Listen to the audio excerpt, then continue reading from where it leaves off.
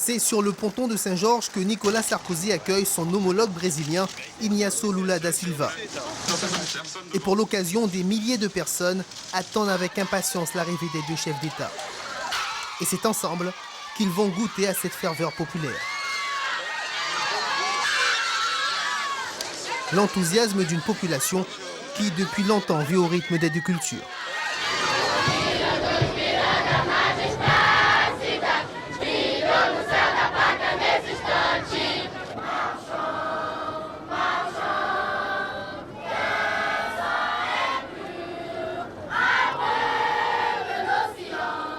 Un moment symbolique qui laisse place à des engagements politiques historiques. En arrivant au camp Berné de la Légion, les deux présidents s'arrêtent sur la maquette du pont de l'Oyapock, qui deviendra réalité en 2010. Nicolas Sarkozy s'y est engagé.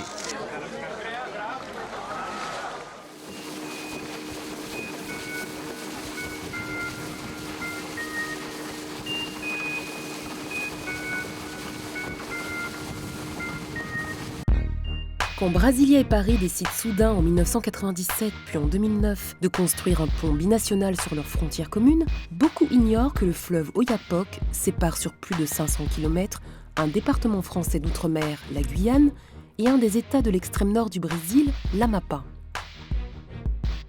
Région ultra-périphérique de l'Union européenne, la Guyane partage avec l'Amapá la particularité d'avoir été jusqu'ici notoirement délaissée par leur capitale.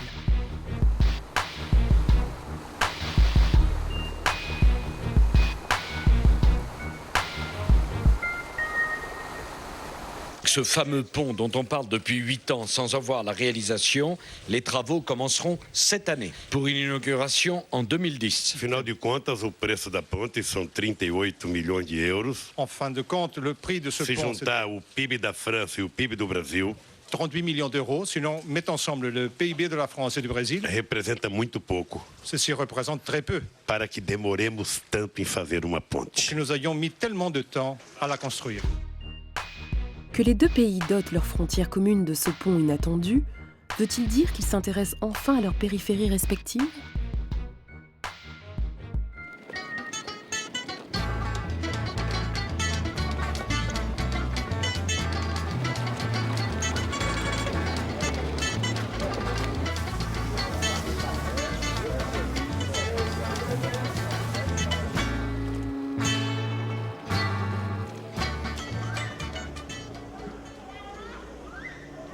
L'ouverture du pont franco-brésilien, Lérix Conscient, Pocapoc FM 90.3. Alors nous avons aujourd'hui deux personnes qui vont s'exprimer sur le sujet. Alors, selon vous, quelles sont les répercussions? Est-ce que c'est bien? Est-ce que c'est pas bien? Donnez-nous vos impressions, vous en tant que personnalité bien ancrée, et qui, en plus vous connaissez tout le monde et tout le monde vient vous voir, quoi. Enfin, moi, personnellement, je pense que c'était une nécessité. Nécessité pourquoi? Parce que il y a une route qui s'appelle la Panaméricaine. D'accord. Et elle s'arrêtait en Guyane. Parce qu'à partir de la Guyane, il n'y avait plus moyen de prendre sa voiture et de continuer de faire le tour de l'Amérique du Sud. Il fallait que cette liaison se fasse, qu'il y ait un pont qui permette à n'importe qui, à travers l'Amérique du Sud, de se déplacer par ses propres moyens. Bon, de l'autre côté, quand on voit tous les mises en train, et au niveau de construction et tout, ils sont beaucoup plus préparés que nous et ils ont la possibilité de préparer l'arrivée du pont. Même s'ils ne sont pas sûrs de rentabiliser leur établissement hôtelier, mais il y a des établissements hôteliers qui se créent à chaque coin de rue. Moi je dis que c'est à nous, le pont, le transport, la vie entre nos deux villes n'est pas un problème. Au contraire, ça peut être un avantage pour nous.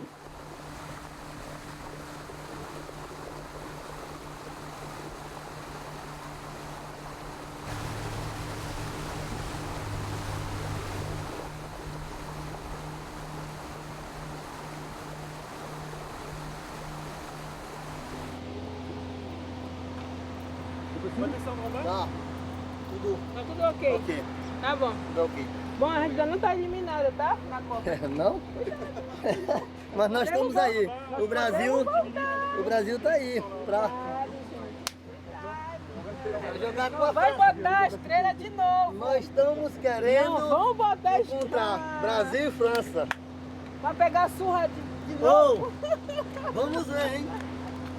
Essa vez vai ser 6-0. Le pont est à 6 km de la mairie et à 700 mètres d'Oyapock. La ville d'Oyapock fait 10 fois la commune de Saint-Georges. C'est 30 000 personnes, nous sommes à 3 500 personnes. Alors je dis souvent que ce n'est pas la commune de Saint-Georges qui l'a hérité, mais c'est la Guyane qui l'a hérité parce que pour moi, le pont sur l'Oyapock est un projet de développement de la Guyane. Et c'est ce que j'ai réclamé dès ma prise de fonction, à ce que nous puissions baser le développement de la Guyane au travers de ce pont.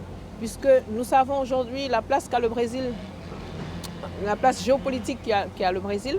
Donc nous disons que si la Guyane vraiment, les Guyanais veulent se prendre en charge, veulent se prendre en main, ben ça passera par le pont.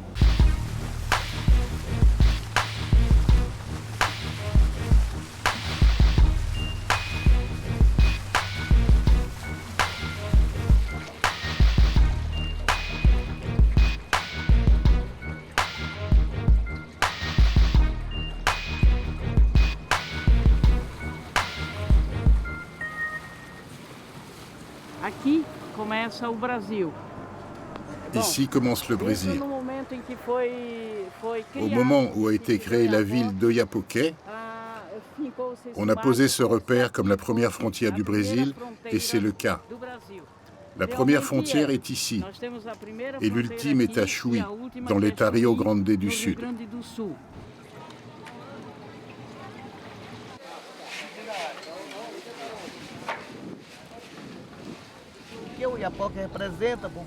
Que représente Oiapoque pour le Brésil et pour le monde? Oiapoque, c'est le seuil, la porte d'entrée de l'Union européenne.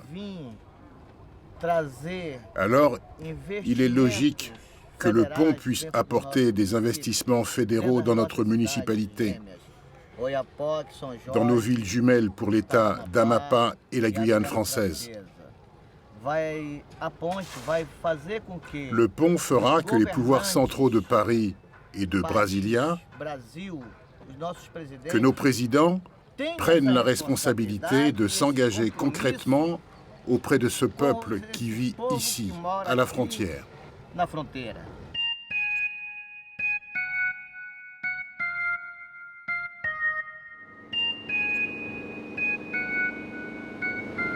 Que faut-il attendre de ce pont jugé par certains inutile? Les 200 km de route entre Cayenne et Saint-Georges constituent une façon de pallier aux graves carences de la Guyane en infrastructure. C'est également la réalisation pour la France et l'Europe d'un lien concret avec le Brésil. De l'autre côté du fleuve, les 700 km qui relient Macapá à Oiapoque sont une façon d'ancrer l'État d'Amapá dans la continuité territoriale du colosse brésilien. Dans le contexte de la mondialisation, la construction de la route et du pont s'inscrivent alors dans une planification tardive, mais réelle, de désenclavement de la région frontalière.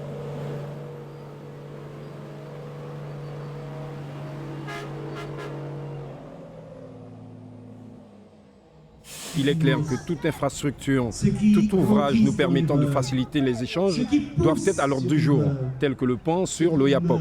Maintenant, s'agissant de la façon dont ce pont est mis en œuvre, de la façon dont les peuples sont préparés, je dois dire là qu'il y a un déséquilibre entre la Guyane et le Brésil, tout en sachant que quand bien même il y aurait des ouvrages qui relient les deux pays de façon physique, il est clair que sans coopération véritable, sans coopération solide, eh bien ces ouvrages ne nous permettraient pas d'avoir les objectifs atteints.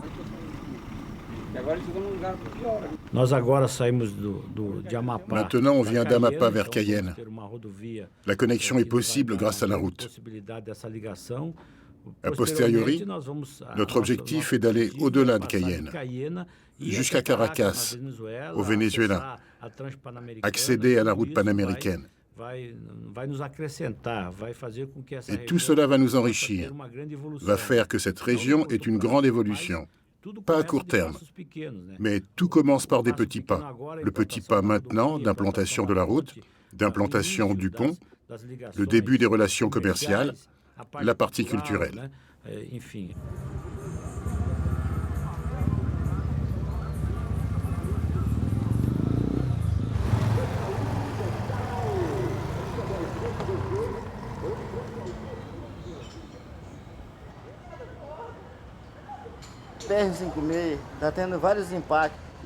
En fait, la construction de la route BR56 a plusieurs impacts, particulièrement les compensations. Le gouvernement fédéral ne respecte pas les accords préétablis. Le gouvernement fédéral ne nous donne pas les compensations dues pour que la route traverse nos terres, comme le prévoit la Constitution. Nous avons plusieurs villages dans cette région. Aussi, ce sera vraiment très dangereux, car c'est une voie par laquelle des véhicules passeront à grande vitesse. Nos enfants sont habitués à être en liberté et il risque d'y avoir des accidents, même pour les animaux. C'est un grand problème pour nous.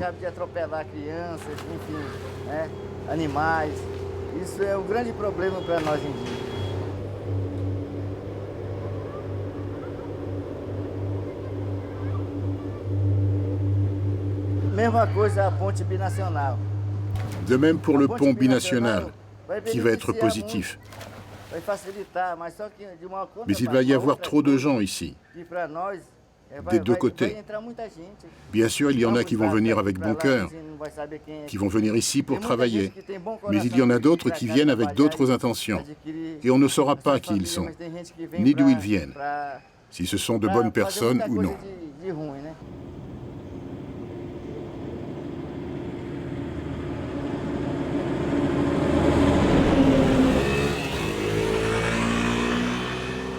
La route de Saint-Georges, enfin du moins de Cayenne à Saint-Georges, elle a tiré Saint-Georges vers sa capitale. Et la route de Macapá à Oiapoque, elle a tiré Oiapoque vers sa capitale aussi, Macapá. Donc ce qui faisait un noyau est aujourd'hui distendu par ces deux routes. Et quand on dit que le pont va faire un lien, le pont il va faire un lien entre quelque chose qui est déjà cassé en fait. Quelque chose qui est déjà cassé. Et on sait aussi, ça, toutes les études géographiques le montrent, que quand un pont est construit quelque part sur une vallée ou sur une vallée fluviale, les gens partent d'un bout et vont à l'autre bout, mais ils ne s'arrêtent pas des deux côtés du pont. Donc les gens de Saint-Georges et les gens d'Oiapoque ont effectivement du souci à se faire, ça c'est vrai. Le risque est réel que le désenclavement de la région ne devienne pour Paris et Brasilia qu'un prétexte pour des enjeux internationaux qui négligent les réalités locales.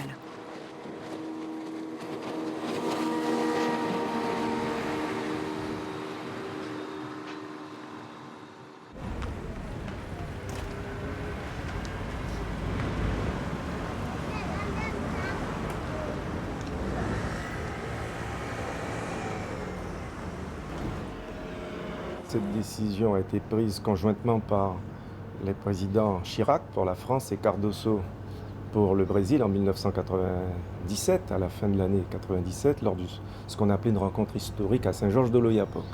L'idée était de fidéliser des liens historiques entre la France et le Brésil et de tourner le dos à des histoires un peu compliquées au début du siècle sur le contesté franco-brésilien entre l'État d'Amapá et la Guyane française. Alors cette idée a été lancée en 1997, elle a fait difficilement son chemin. Et en 2001, à force de protester par le fait que les élus guyanais étaient écartés donc, de toute décision qui était en train d'être prise par les gouvernements brésiliens et français, le gouvernement Jospin m'a désigné pour coprésider la commission bilatérale entre la France et le Brésil pour la construction du pont sur l'Oyapock.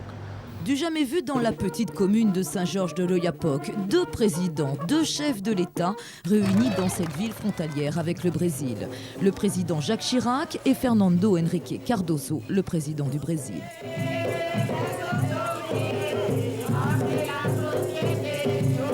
Pendant le repas créole, les chefs de l'État ont parlé évidemment coopération France-Brésil. Quand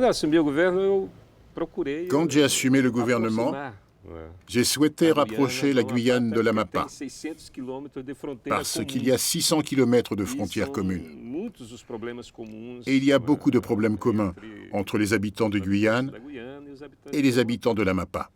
Mais la difficulté était immense parce qu'existe le consensus entre les élites politiques du pays, du Brésil, et, je dirais, d'autres pays d'Amérique du Sud.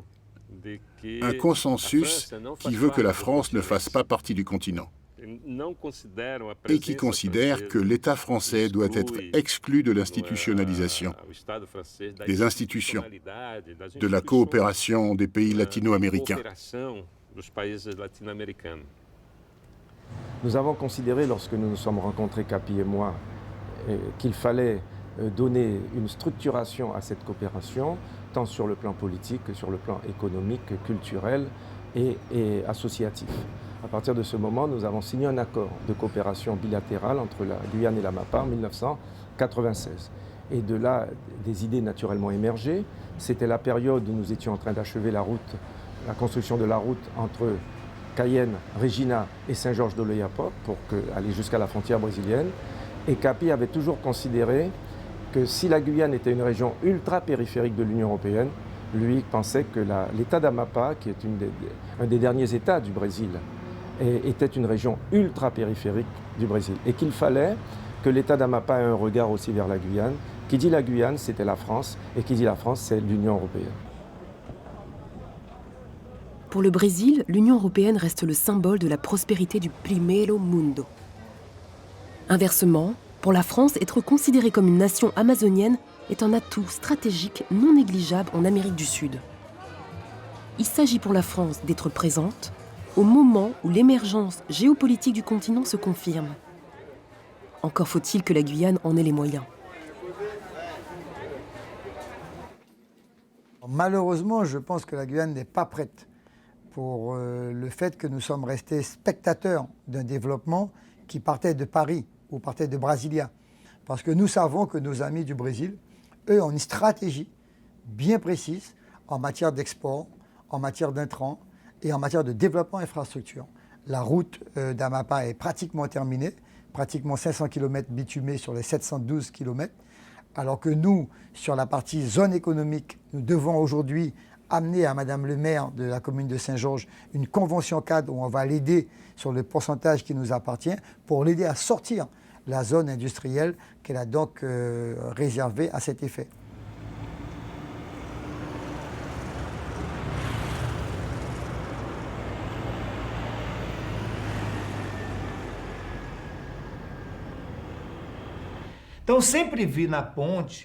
J'ai toujours vu dans ce pont une opportunité pour que ce rapprochement physique favorise le renforcement de la présence des deux gouvernements dans la région.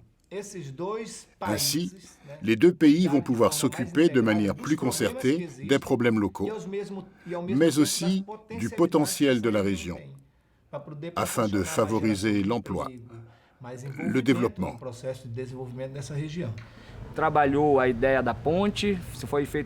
On a eu l'idée de construire le pont, on l'a décidé et on l'a fait.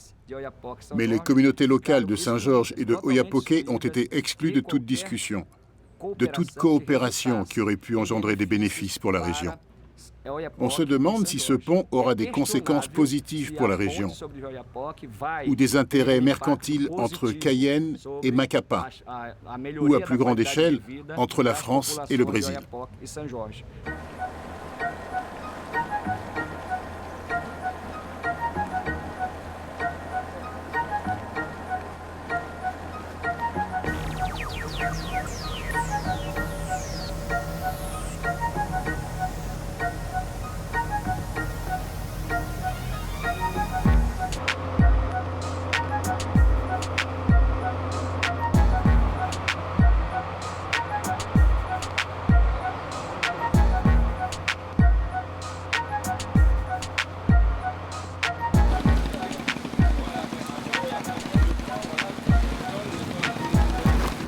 Avant même de penser aux enjeux économiques, Paris et Brasilia prennent-elles en compte les réalités sociales vécues sur le terrain ?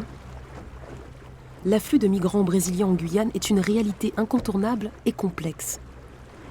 Véritables réfugiés économiques, prêts à tout pour survivre et pensant trouver un Eldorado accessible, ils affluent de nombreux États du Brésil, pour traverser coûte que coûte le fleuve Oyapock. Il représente au minimum entre 15 et 20% de la population guyanaise. Immigration rime alors le plus souvent avec clandestinité.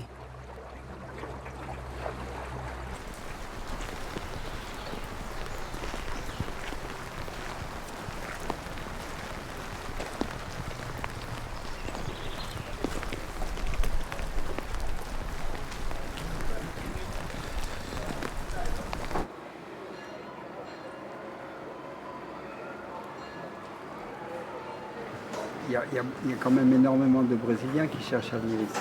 Qu'est-ce qu'ils viennent chercher? Ils viennent voler. Ils viennent voler, mais les Brésiliens, ils cherchent...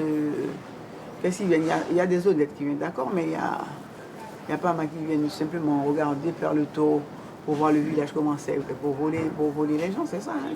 Alors maintenant, on n'est pas en sécurité du tout. Avec le pont, ça sera pire. Parce qu'ils vont surveiller le pont, mais ils ne vont pas surveiller la rivière. Ça veut dire que cette insécurité, elle ne va pas dépendre du pont. Parce que, non. Comme tu dis, elle est là. Elle est là. Elle est là et effectivement, on sent bien que le pont, ça va être le seul endroit sécurisé finalement. Oui, le seul endroit sécurisé, ce sera... Et donc, c'est pas le pont qui va augmenter l'invasion. Non.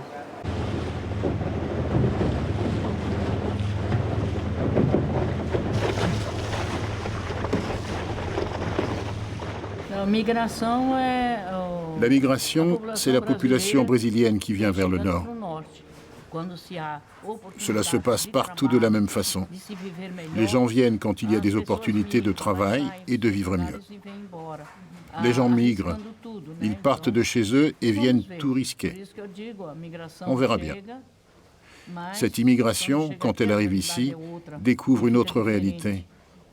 Et c'est alors que les services sociaux auront beaucoup de travail pour trouver des emplois à ces personnes et leur donner des conditions de vie décentes.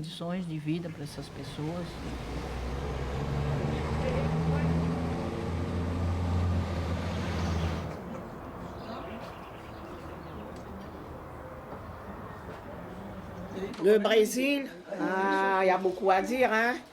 Bon, nous, avant, on est habitués à nous Brésiliens dans le temps. Hein? On est habitués avec les Brésiliens dans le temps, mais maintenant, c'est plus ça, hein. Ce sont des prédateurs qu'on a maintenant, hein. Ah oui. Ce sont des prédateurs, partout ils passent, ils tuent tout, ils dévastent tout. Tous les pieds doissés, tout ça, les gens vont cueillir ça, mais ils coupent littéralement. Quand tu vas à la forêt, bon, maintenant tu as des espèces protégées. Mais ils sont foudroyamment espèces protégées ou pas. Hein. Ça tue tout, hein. Quand tu vois, ils passent un endroit là, c'est désert, hein. C'est comme Attila, quand ils passent, il n'y a plus rien qui pousse. Il ne faut pas oublier l'histoire, parce que la Guyane a été une terre d'immigration, parce que la France l'a voulu.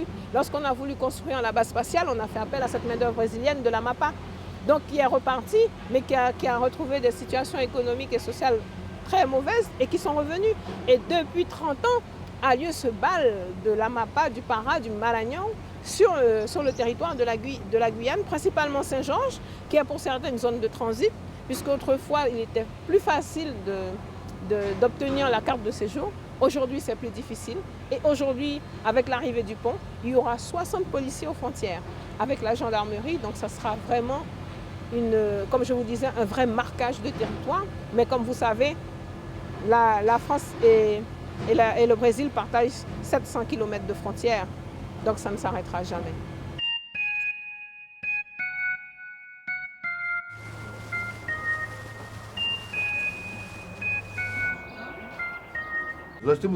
Nous avons un problème très sérieux avec Oiapoque. Et je pense que si le gouvernement brésilien n'est pas attentif à faire un travail en formation, en qualification, surtout par rapport à la langue, je pense que nous devons faire un travail social très fort à Oiapoque, qui va être un lieu d'accueil. Comment va-t-on recevoir? Ce sera la porte d'entrée. Il va y avoir de l'investissement, une politique d'information, de qualification professionnelle pour réussir à... Pas que je veuille égaliser ou quelque chose du genre, non. Je pense que ce dont on a besoin, c'est de se qualifier. On doit se qualifier pour pouvoir recevoir. Bahia a appris, Rio aussi a appris à recevoir. Climat de tension sur l'Oyapock, fleuve qui sépare le Brésil de la Guyane française. 15 orpailleurs clandestins ont été arrêtés par la police du pays voisin. Les Brésiliens habitant la région ont été révoltés et ont affronté les policiers en pirogue. Outre les avantages sociaux et les subsides français, ce qui motive ces migrants, c'est la convoitise de l'or, richesse traditionnelle du sous-sol guyanais.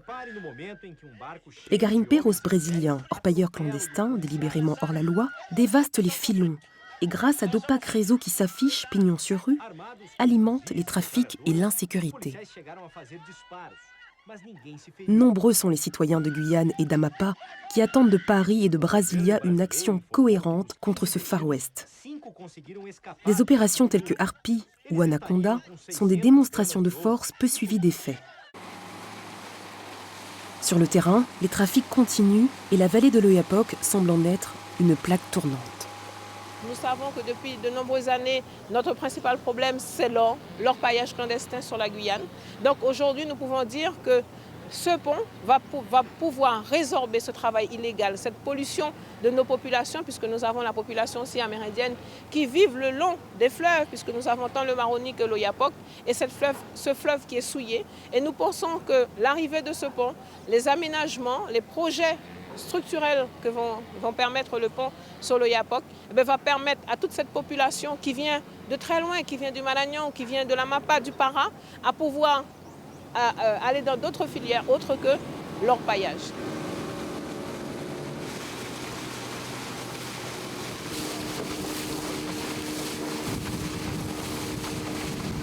Lorsque nous voyons ces pirogues remplies qui montent sur l'Oyapock et à les polluer, à les détruire l'environnement, nous nous disons mais quand est-ce que ça va arrêter et qui a le pouvoir pour que ça s'arrête? Alors c'est vrai que les services de l'État nous disent mais on le veut, mais on les mettra où? Parce que arrêter ces sites d'orpaillage aujourd'hui, c'est de pouvoir proposer autre chose à ces populations. Parce que ce sont des populations qui n'ont rien à perdre. Alors moi, je ne crois pas du tout que l'enjeu, c'est maintenir des bonnes relations frontalières. Si le Quai d'Orsay, si le gouvernement français ne tape pas franchement du poing sur la table, ne fait pas, j'allais dire, un scandale diplomatique, c'est parce que derrière, il y a un partenaire commercial de première importance, qui est le partenaire brésilien.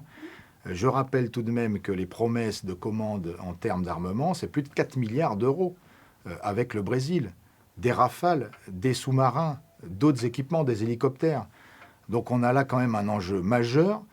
Et on me l'a bien fait sentir d'ailleurs quand j'étais à Brasilia en tant que journaliste donc de RFO Guyane pour couvrir le sommet Sarko-Lula en novembre 2009, non, en septembre 2009, que finalement, si vous voulez, le théâtre d'opération entre guillemets guyanais, cette frontière, c'était secondaire, vous voyez, par rapport aux enjeux commerciaux. Et que donc, évidemment, on n'allait pas remettre en cause ces bonnes relations pour une petite épine dans le pied qui est, si vous voulez, ce problème régional entre le Brésil et la Guyane, entre le nord du Brésil et la Guyane. C'est vrai que là, si vous voulez, les enjeux commerciaux gomment un peu l'attention portée à cette frontière. Mais en même temps, peut-être, on y accorde de l'importance de façon à réduire le risque d'incident, vous voyez, à réduire le risque de dérapage.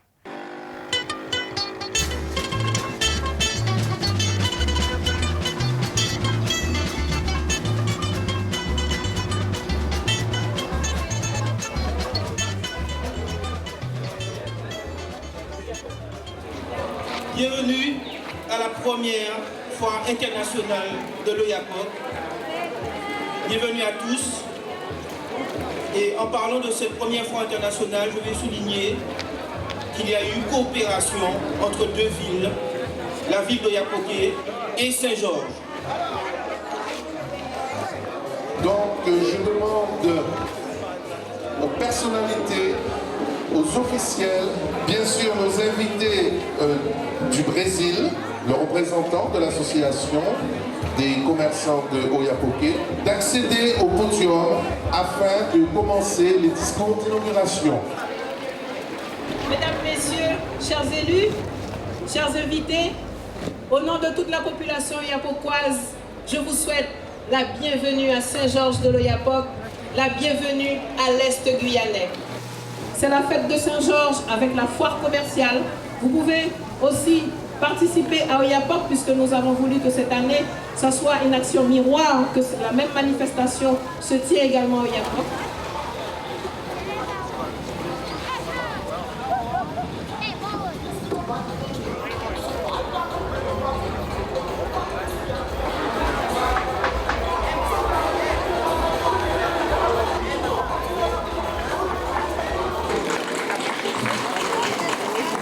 Chegasse até ao município do Oiapoque. Obrigado pela sua perseverança, pelo seu trabalho.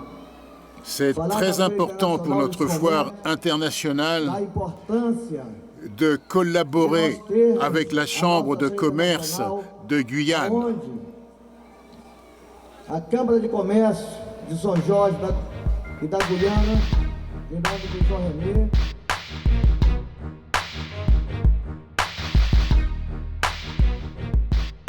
Les conditions de dialogue et de bon voisinage existent entre les communautés des deux rives qui s'interpénètrent et se ressemblent. Mais subsistent des incompréhensions ou des malentendus. Alors le pont cristallise les appréhensions. Pourtant, parallèlement, son irruption dans le paysage vient bousculer la bulle frontalière dans laquelle vivent ces populations qui ont intérêt à se développer ensemble.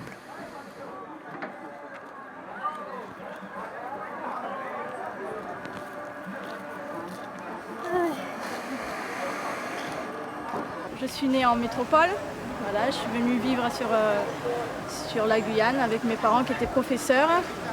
Donc mon mari, il est de Macapa, il est venu vivre ici. En fait, il a un frère qui travaille à Kourou, donc il est venu visiter et on s'est connus là-bas. Voilà, et donc moi, ça a été le grand amour. Et donc après, je suis venue ici, voilà, vivre ici. Et j'ai eu mes enfants donc, à Cayenne, mais on vit ici et tous les jours, ils traversent le fleuve pour aller étudier là-bas. On espère que la construction du pont va concrétiser l'union entre les deux rives. On espère qu'il y aura une véritable coopération entre les deux côtés, pour qu'il n'y ait plus de discrimination contre les habitants d'Oiapoque. Que les Brésiliens aient de l'autre côté le même accueil que les Français ont du nôtre. Les piroguiers perdront beaucoup d'argent car ils vivent des traversées du fleuve. Et avec le pont, ces traversées vont certainement diminuer. Mais pour le reste de la population, on espère que le pont apportera du progrès.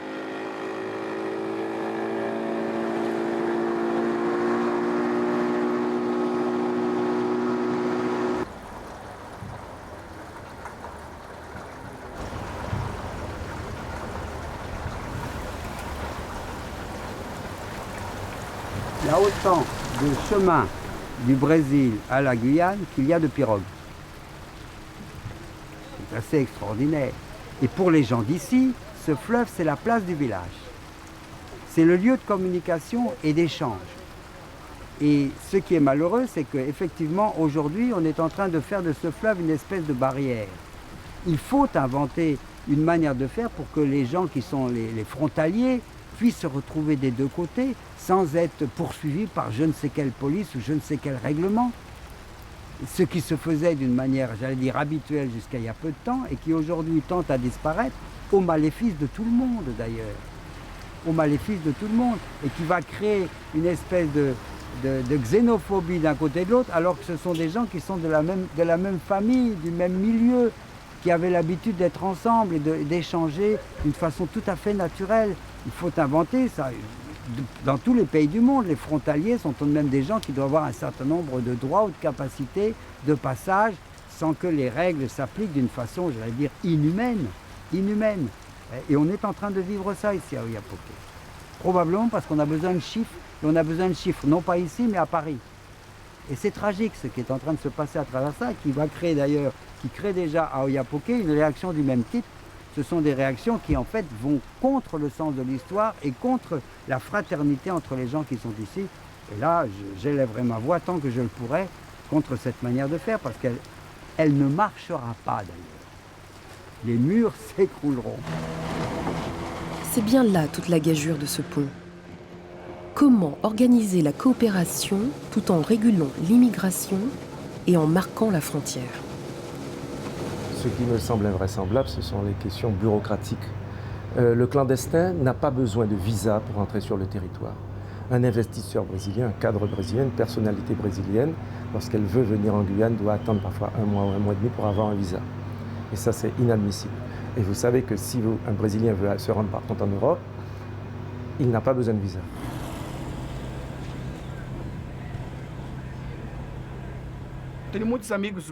J'ai beaucoup d'amis guyanais que je rencontre quand je vais à Oiapoque dans les magasins.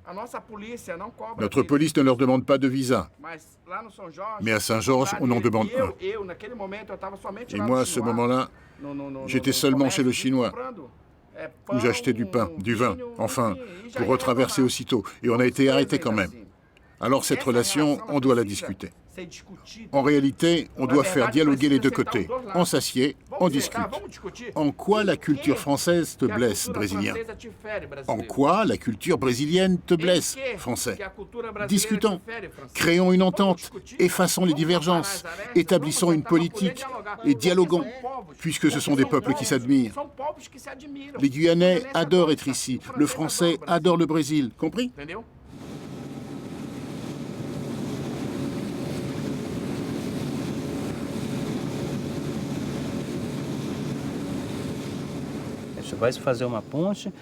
On va construire un pont, il sera inauguré en décembre, mais il n'y a que les Français qui puissent franchir la frontière. Ils ont droit à 90 jours dans notre territoire, mais l'inverse ne se vérifie pas. Je me demande donc, est-ce que ce pont nous servira? Certes, il nous apportera des produits en provenance de France, mais nous ne pourrons pas le traverser sans visa. Sera-t-il possible pour nous de traverser la frontière? D'aller voir nos amis? Est-ce qu'il s'agira d'une véritable coopération, dans le vrai sens du terme? Il est donc important de réfléchir à tout ça et de travailler afin de résoudre cette question de la frontière, de la circulation des personnes des deux côtés.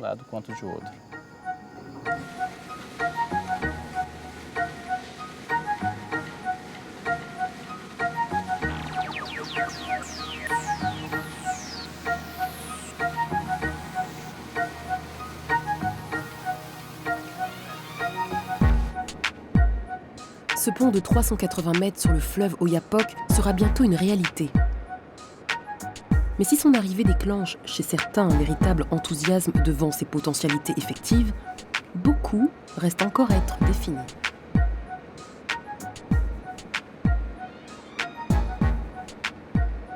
Il y a un véritable enjeu qui est le signe même de ce que nous appelons à la Chambre de commerce la coopération gagnant-gagnant.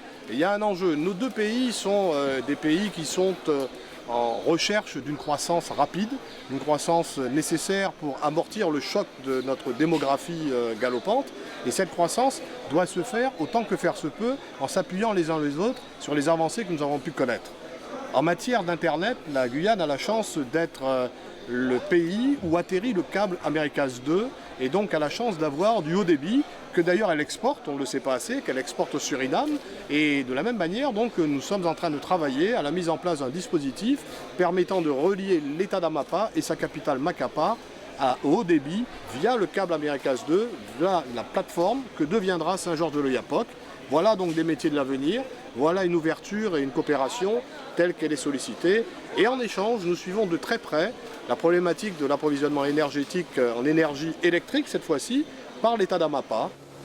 Et donc voilà un autre échange, une autre forme d'échange que nous attendons de cette coopération et de l'ouverture de ce pont.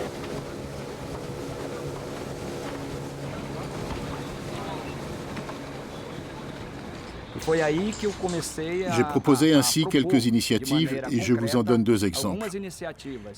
La création d'une zone de libre commerce dans la région d'Oiapoque, sur le modèle de celle existant à Manaus. La zone franche de Manaus est une région libre d'impôts sur le commerce des produits locaux. Elle attire le tourisme tout en préservant la forêt amazonienne. C'est une économie qui pourrait remplacer celle de l'or tout en préservant la nature.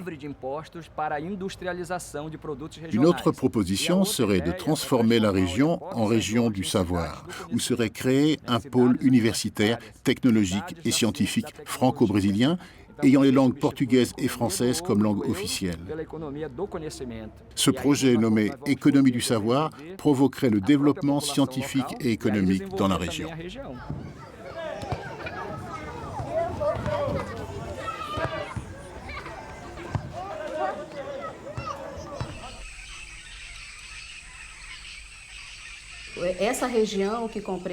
Cette région qui comprend l'Amapá et la Guyane est une région riche en attraits naturels, avec un potentiel culturel. Cela doit apporter des dividendes socio-économiques tels que des emplois et une augmentation de revenus. Mais bien sûr, orienté par une politique claire et adaptée au tourisme qui répondent aux nécessités de ces deux régions. La qualification des personnes, des gestionnaires, des professionnels du secteur va influencer directement la compétitivité de notre produit afin qu'il devienne une destination touristique consolidée.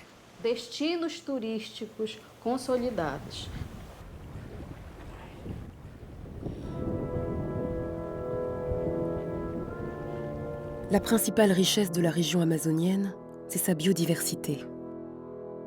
L'endommager, c'est compromettre l'existence d'un patrimoine écologique unique au monde. Et pourtant, depuis des décennies, l'homme défigure cette région. En Guyane, les fleuves pollués par le mercure et la déforestation sauvage de l'orpaillage clandestin constituent une menace réelle.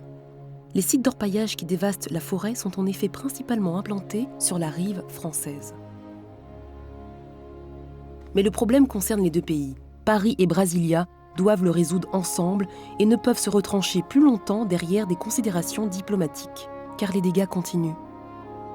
La reconnaissance géopolitique que ce pont peut apporter à chacune des deux régions ne doit pas masquer les responsabilités de l'effort binational à mettre en place pour faire face à ce drame écologique. Les peuples amérindiens, gardiens ancestraux de la région tout entière, sont les premiers à souffrir de la destruction de l'écosystème amazonien. L'Amérindien se reconnaît par sa terre. C'est ainsi que nous sommes Amérindiens. Si nous n'avons pas de terre, nous ne sommes pas des Amérindiens. Les Amérindiens, tout basiquement, lorsqu'on a une terre, on la valorise. Ces mêmes traditions, nous le voyons au Brésil, nous les voyons au Suriname. Donc on est très attachés. Notre premier combat, comme je vous le répète, c'est la terre. Tous les peuples indigènes, d'une manière générale, préservent la nature, l'environnement pour leur survie. Nous faisons du développement durable. Nous mangeons ce que nous produisons, de notre agriculture et de notre chasse. Nous travaillons dans la forêt et nous sommes les vrais environnementalistes. On l'a toujours été. Même quand on fait les brûlis dans nos champs. On le fait dans le souci de ne pas mettre le feu à la forêt. Les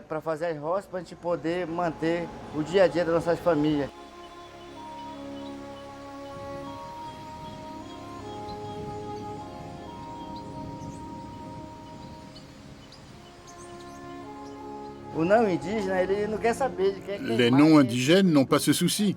Ils détruisent tout. Nous respectons la nature pour qu'on ait toujours de l'eau, de quoi chasser et de quoi manger.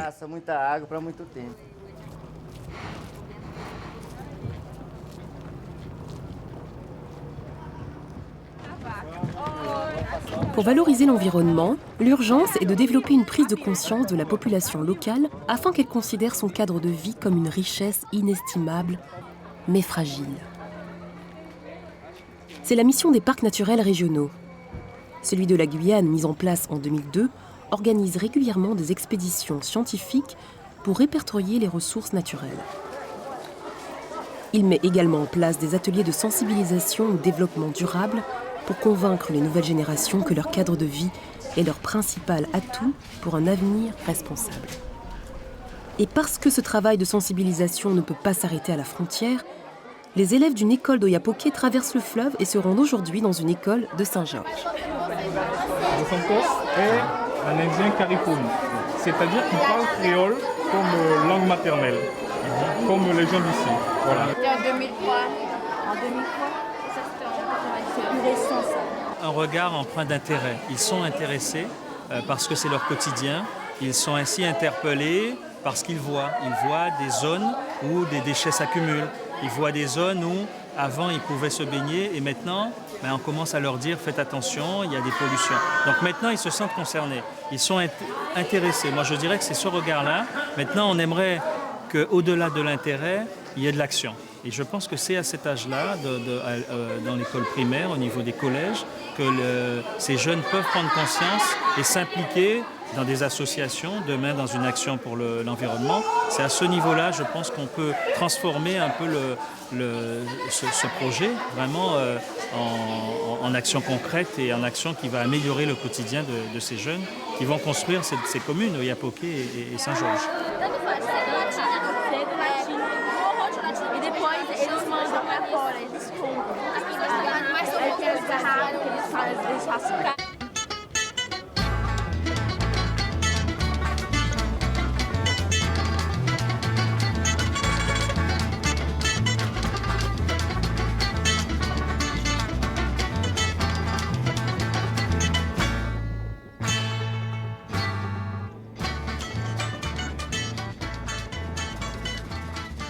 Nos deux peuples doivent maintenant converger. On ne peut pas faire une coopération que sur le football ou sur des danses de samba. Il faut maintenant l'ouvrir à la culture, aux universités, aux différentes régions. Et dans le cadre du PO amazonien, nous venons d'avoir une très grande enveloppe sur l'écosystème, la canopée, le biotope sur la frontière franco-brésilienne.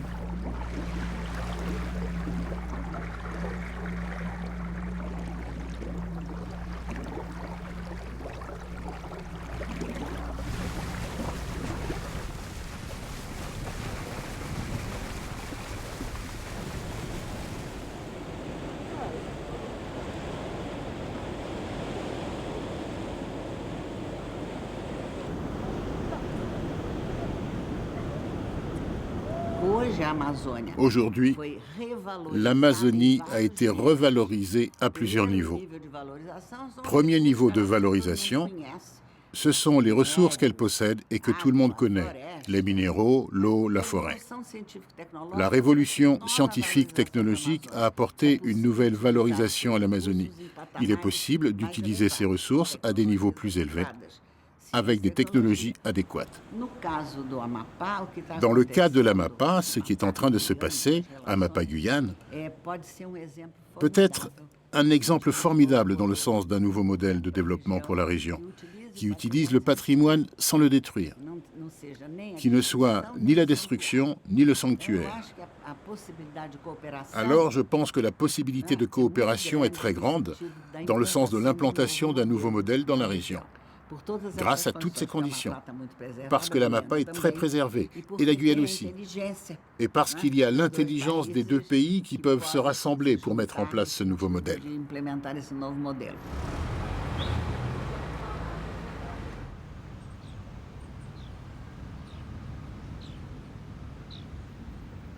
C'est une longue tradition d'arriver à nous reconnaître sur le plateau continental amazonien, de nous retrouver à travers les racines historiques, à travers les racines culturelles, communautaires, à travers une dimension de métissage, de peuple amazonien. Je n'ai aucune honte à dire que je suis français, guyanais, européen et amazonien. Ça veut dire qu'aujourd'hui, les Guyanais se réapproprient leur espace environnemental. Donc, il faut être prudent. Il faut aller par phase, il faut aller par calendrier. Le premier abord, c'est déjà l'Amapá. Mettre en place les passerelles, ça n'a pas été facile sur le plan de la coopération économique. Ne pas être uniquement des assistés qui devront recevoir les intrants du Brésil, mais apporter également donc, une contrepartie. Je ne désespère pas qu'un jour, il y ait véritablement une vitrine de la production européenne sur le marché brésilien, tout en reconnaissant également de leur part une très grande créativité et surtout une adaptation par rapport au climat, par rapport à l'environnement amazonien.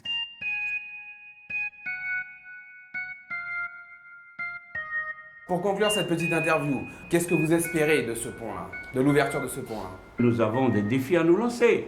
Si, comme à l'image de la France, nous ne sommes pas de gros producteurs ou autres, mais nous avons ce que l'on appelle chez nous, ce qu'on appelle la création d'intelligence. Parce qu'il faudrait maintenant que l'on se dise qu'on n'a plus besoin d'attendre papa pour pouvoir se lancer dans des échanges commerciaux. On n'a pas besoin d'attendre que papa nous donne une aide, une subvention, parce que si on attend toujours sur ça, et quand on attend, qu'est-ce qui se passe avec les subventions, que ce soit nous ou que ce soit l'autre qui vient, c'est toujours pour en profiter. N'ayons pas peur, prenons nos affaires en main, N'attendons pas sur l'autre pour pouvoir nous lancer dans les échanges qui seraient profitables pour nos populations, qu'elles soient françaises ou brésiliennes. Nous avons une carte à jouer.